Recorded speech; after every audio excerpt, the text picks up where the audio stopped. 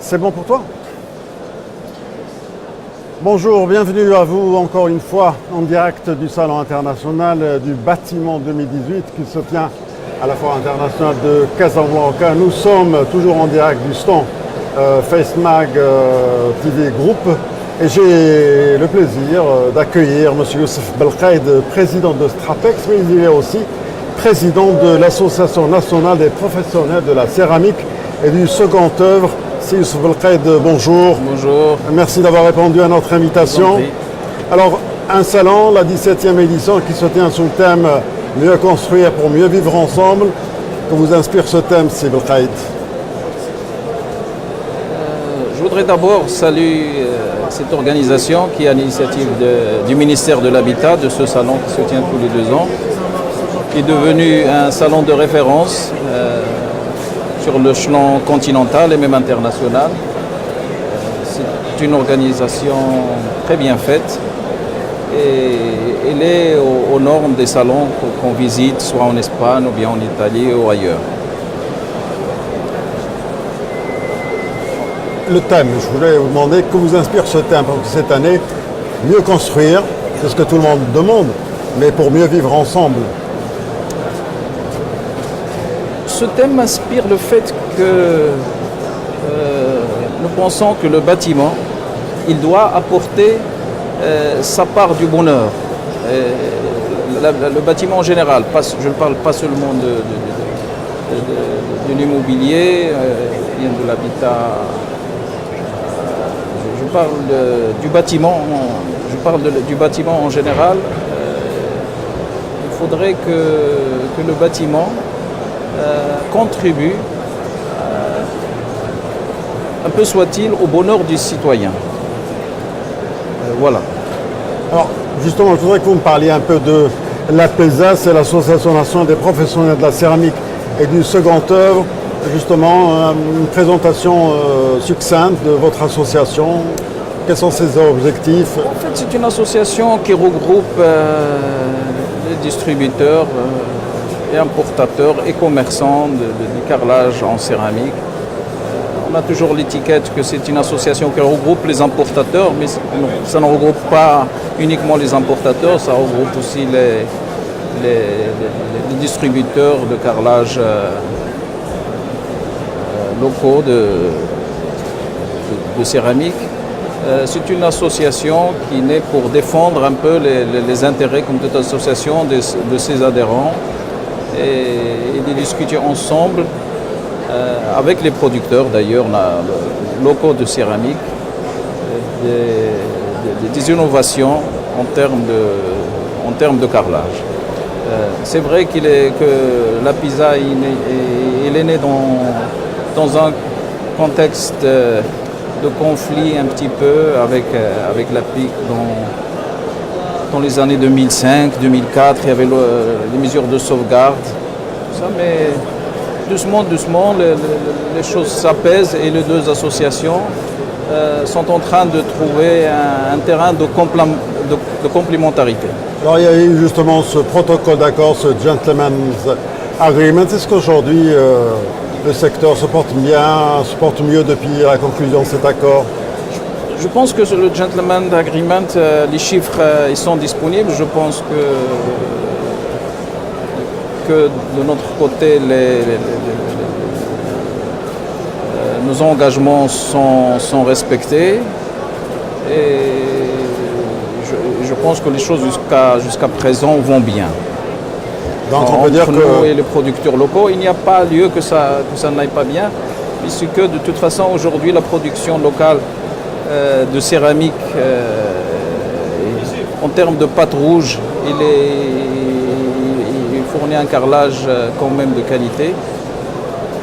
Et bon, ça reste une industrie complémentaire aux produits d'importation. Qu'est-ce qui entrave justement le développement du secteur? On a beaucoup insisté sur le fait que ce sont les importations à bas coût, la contrebande, les mesures anti-dumping. Qu'est-ce qui entrave vraiment le décollage de ce secteur? Moi, je pense que si on va parler de la production locale de céramique, oui. Je pense que la production locale de céramique aujourd'hui se porte bien. Je pense que les producteurs ils sont en train de Ils n'ont vendre. pas à se plaindre, d'après Je vous? pense qu'ils n'ont pas à se plaindre. Ils ont à peu près 80% du marché local. Ils ont commencé un petit peu à exporter. Donc je pense que la production locale de céramique elle est sur des bonnes rails. Est-ce que justement la céramique qui est importée est une céramique de qualité qui répond aux normes internationales ou alors des fois il y a de la mauvaise qualité? Écoutez, généralement oui, parce que la céramique importée, il subit beaucoup de contrôles à l'importation, beaucoup d'homologation à la norme nationale de qualité. Donc, et maintenant, oui, partout, dans tout secteur, peut-être il y a un peu d'importation de non-qualité qui peut rentrer d'origines diverses.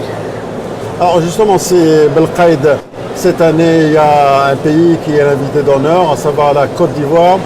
Est-ce que justement, il y a une synergie entre l'APESA et l'association des industriels professionnels, l'APIC, des industriels de la céramique, pour justement aller ensemble vers ces marchés également africains qui s'ouvrent à nous? Bon, moi, je considère depuis longtemps, de toute façon, depuis toujours, que l'Afrique, il reste notre marché naturel, que ce soit en termes de carrelage ou que ce soit en termes d'autres produits. Et nous, nous sommes ouverts et je pense que prochainement, on va ouvrir des discussions pour promouvoir la céramique nationale dans les pays subsahariens. En ce qui nous concerne, nous, notre entreprise, demain, nous avons créé une franchise internationale qui s'appelle Amabay. Et demain, nous allons finaliser la signature de 3 franchisés subsahariens, à savoir le Togo, le Mali, la Côte d'Ivoire, pour commercialiser des produits et de fabrication marocaine et de fabrication internationale avec un concept novateur. Donc l'expertise marocaine, elle est au service de l'Afrique. L'expertise marocaine est au service de l'Afrique, mais l'expertise de l'Afrique aussi est au service du Maroc. C'est une complémentarité. Donc je pense que l'Afrique subsaharienne a beaucoup aussi à apporter au Maroc, dans beaucoup de domaines.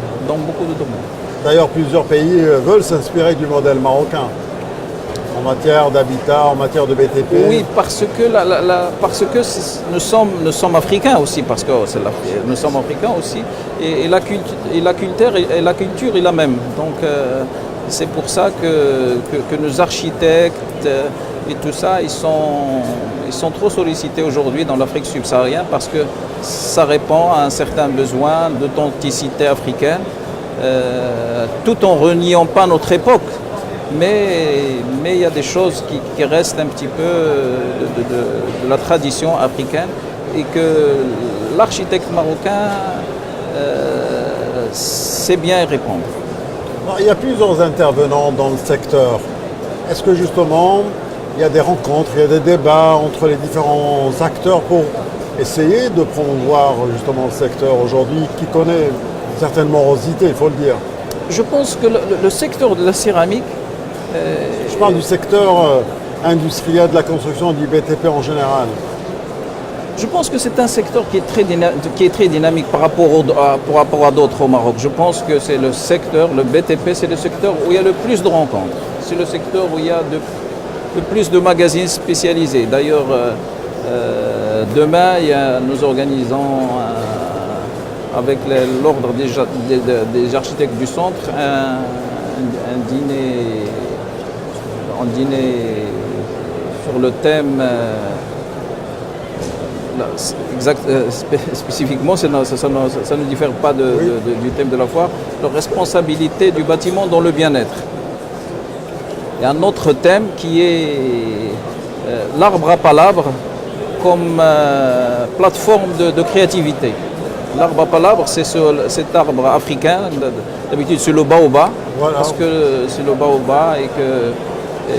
les chefs du village. Voilà, les chefs du village règlent des problèmes déco et C'est tout là où ça. les conciliabules se font, c'est Voilà. là où les problèmes se règlent. Voilà, c'est là. Donc, il y a ce thème aussi. Il y aura un architecte qui va parler de cette spécificité africaine dont nous avons parlé tout à l'heure.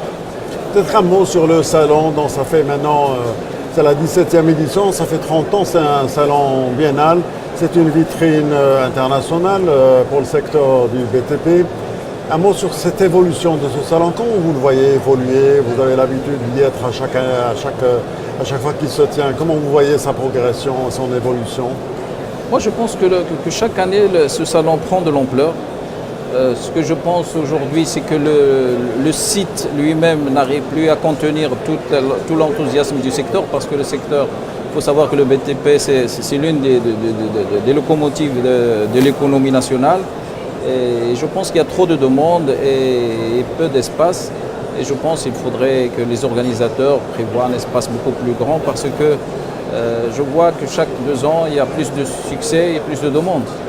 Et c'est un salon qui est reconnu aujourd'hui partout dans le monde. Alors, on est ici dans ce pavillon, dans ce stand FaceMag. C'est une entreprise pionnière dans le secteur. Comment voyez-vous, quelles sont vos remarques sur justement le design qui est fait, le carrelage qui est présenté avec cette introduction de grand format?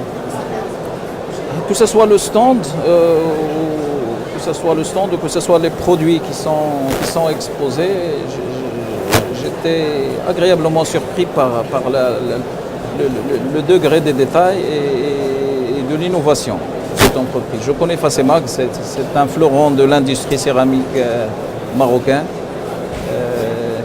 Aujourd'hui, il est dans une logique d'innovation et dans une logique aussi de complémentarité de ses propres produits avec d'autres produits, les grandes dalles et tout ça. J'ai fait un tour et j'étais agréablement surpris.